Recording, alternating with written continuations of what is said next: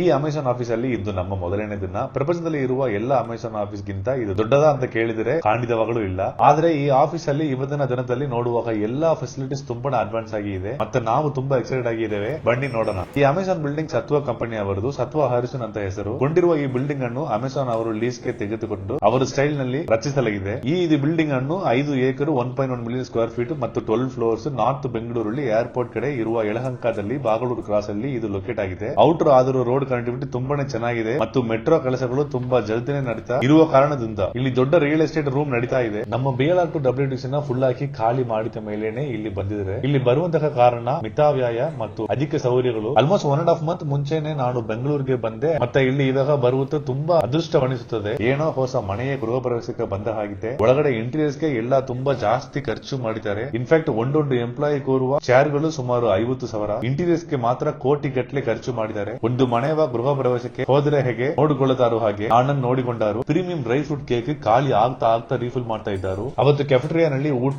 ಎಲ್ಲವೂ ಉಚಿತ. ಈ ಕಾಂಬೋವಿನ ಬೆಲೆ 400 ರೂಪೀಸ್. ಆದ್ರೆ ಇವತ್ತು ಎಲ್ಲವೂ ಉಚಿತ. ಇವತ್ತು ನೋ ಪೇ ಎಂಜಾಯ್ ಅಂತ ಒಂದು ಹಿಂದಿ ಅವರು ನಾಗಿತಾ ಹೇಳುತ್ತಿದ್ದಾರೆ. ಬಿರಿಯಾನಿಗಿಂತ ಚಿಕನ್ ಟಿಕ್ಕಾ ಅಂಡ್ ಗುಲಾಬ್ ಜಾಮೂನ್ ಎಲ್ಲ ತುಂಬಾ ಚೆನ್ನಾಗಿತ್ತು. Ultimate taste. ಊಟ ಮಾಡಿದ ಮೇಲೆ ನಮ್ಮ ಹುಡುಗರ ಜೊತೆ ಅಲ್ಲಿ ಸುತ್ತೋದನ ಅಂತ ಹೋಗಿದೆ. ತುಂಬಾ ಅಡ್ವಾನ್ಸ್ ಅಂಡ್ ಚೆನ್ನಾಗಿತ್ತು ಈ ಪ್ಲೇಸ್. ಸುತ್ತಮುತ್ತ tea point, ಕಫೆ, basket ball court, garden ಅಂತ ತುಂಬಾ ಚೆನ್ನಾಗಿತ್ತು ಆ ಎನ್ವಿರಾನ್ಮೆಂಟ್. ಬಟ್ WTC ಎನ್ವಿರಾನ್ಮೆಂಟ್ ಗೆ ಕಂಪೇರ್ ಮಾಡಿದಕ್ಕೂ ಇದು ಸ್ವಲ್ಪ ಕಡಿಮೆನೆ ಅಂತ ಹೇಳ್ತೀನಿ. ನಮ್ಮ ಅಮೆಜಾನ್ ಎಂಪ್ಲಾಯಿಗಳು ಕಾಡಿನಲ್ಲಿ ಕರಡಿ ಬುಟ್ಟನೆ ಎಂಜಾಯ್ ಮಾಡಿದರು. ಮತ್ತೆ ಅಲ್ಲಿ ಒಂದು ಕಫೆಯಲ್ಲಿ ಸೋಡಾ ಚಾಯ್ ಅಂತ ಒಂದು ಕೊಟ್ಟಾರು. ಅದನ್ನ ನಮ್ಮ ಹುಡುಗ ಬೀರ್ ರೇಂಜ್ ಗೆ ಕುಡಿತಾ ಇದ್ದ. ಮತ್ತೆ ವೆಲ್ನೆಸ್ ರೂಮ್ ಮುಂಚೆ ಬೆಡ್ಸ್ ಎಲ್ಲ ಜಾಸ್ತಿ ಇದು. ಇವಾಗ ಬರೀ ರಿಕ್ಲೈನರ್ಸ್ ಹಾಕಿ ಸ್ವಲ್ಪ ಏಮಾರಿಸಿ ಬಿಟ್ಟಾರು. ಈ ತರ ಒಳ್ಳೆ ಫೆಸಿಲಿಟೀಸ್ ನ ಎಂಪ್ಲಾಯೀಸ್ ಗೆ ಕೊಟ್ಟಾರೆ. ಎಂಪ್ಲಾಯೀಸ್ ತುಂಬಾ ಚೆನ್ನಾಗಿ ಕೆಲಸ ಮಾಡುತ್ತಾರೆ ಅಂತ ಒಂದು ಕಾರ್ಪೊರೇಟ್ ಮೂಲೆ. ಅಮೆಜಾನ್ ಒಂದು ದೊಡ್ಡ ಎಕ್ಸಾಂಪಲ್ ಅಂತ ನೋಡಿದ್ರು ದೊಡ್ಡವರಿಗೆ ಗೊತ್ತು. ಇದೆಲ್ಲ ನೋಡಿದ ನಂತರ ಫ್ಲೋರ್ ಗೆ ಹೋದರೆ ರೇಷನ್ ಅಂಗಡಿ ತರ ಒಂದು ದೊಡ್ಡ ಕ್ಯೂ. ಏನೋ ಗೂಡೀಸ್ ಕೊಡ್ತಾ ಇದಾರೆ ಅಂತ ನಾಮ್ ವಿನೋದ್ ಅನ್ನ ಹೇಳಿದರು. ಒಂದು ಬಟ್ಟೆ ಬ್ಯಾಗ್ ನಲ್ಲಿ ನಮ್ location code BLR7 dairy, mug, mouse, laptop sticker and silver water bottle ಅಂತ ಕೊಟ್ಟು ನಮ್ಮ ಕರಣ್ ಖುಷಿ ಪಡಿಸಿದ್ರು. ಇದೆಲ್ಲ ಫ್ಯೂಚರ್ ಅಲ್ಲಿ ಸೇರಿಸಿ ಬೇರೆ ತರಹ ಹೊಡಿಸ್ಕೊಂತೇವೆ. ಅದು secondary. 3rd floor balcony with chairs ಇನ್ನು ಓಪನ್ ಮಾಡಿಲ್ಲ ಎಂಪ್ಲಾಯೀಸ್ ಗೆ. Maximum 12 floors. ಅದರಲ್ಲಿ 10th ಫ್ಲೋರ್ ಇಂದ ಈ ವ್ಯೂ ಇದೆ. ಮತ್ತೆ ಅಲ್ಲಿ ಬೇರೆ ಆಫೀಸ್ ಸ್ಪೇಸ್.